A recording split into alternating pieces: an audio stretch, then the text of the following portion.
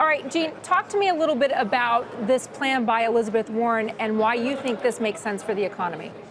Well, look, I think you have to start with the overall crisis of wealth inequality in our country. I mean, you really have to hear the reality that 1/10% has as much wealth as the bottom 90%. That's the way it was in 1917, but we made progress. Now it's becoming so enormous. And just the fact that you have the two top experts, economic experts, I believe, Zayas and Zuckman, looking at this and saying a 2% tax just hitting on the margin above 50 million could raise $275 billion a year is extraordinary. And so I think you have to decide this is enough of an issue that we have to work through the complexities. Because what excites me most is not just the wealth tax, but what you could do in terms of helping people save, helping people own homes, doing things that give more Americans a shot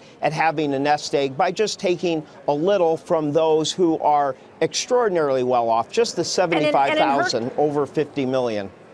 And in her plan, she's actually raising money. If you look at Senator Harris's plan to give cash to middle-income couples, which there are studies that show that the impact is significant on the children of people who've received like $3,000 payouts, but her plan costs some $1 trillion or so.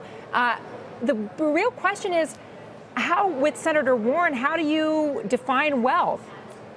Well, I think Senator Warren is defining wealth broadly. I think the answer to what was raised before is that she is going to look at most forms of wealth, and there would be an exit tax. And I do think in the United States, people are much more hesitant to renounce their citizenship and move out of the United States than perhaps in European countries. And I think in Kamala Harris's proposal, they are different. One is more how you would raise money. The other is more how you might use it. They both share the view of making a more progressive tax code. And I think what Kamala Harris is doing, and I think there's a lot of merit to her proposal, is saying the type of work subsidy that we've had for the earned income tax credit is very important, but we have to realize that as economic insecurity has spread, you've got to start moving that kind of work subsidy so that people are getting the true dignity and economic security that they should have when they're working full-time to support their children.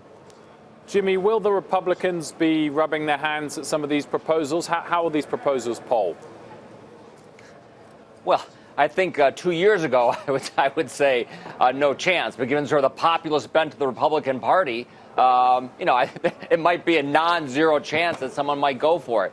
Listen, I don't know about an inequality crisis. I'm not sure what the tangible impact of that is. I do know that we have a low growth crisis in this country, and piling on lots of taxes on capital and wealth and corporation, which some of these Democrats want to do, that's not going to help it. Listen, if we want to have a big social state like Scandinavia, then we're going to have to tax like Scandinavia. And Scandinavia doesn't have massive wealth taxes, nor does it have very high corporate taxes. What it has are big value-added taxes. So if Democrats are serious about wanting to fund programs and redistribution, then they should be proposing a value-added tax, not this sort of politically popular for the Democratic base wealth tax.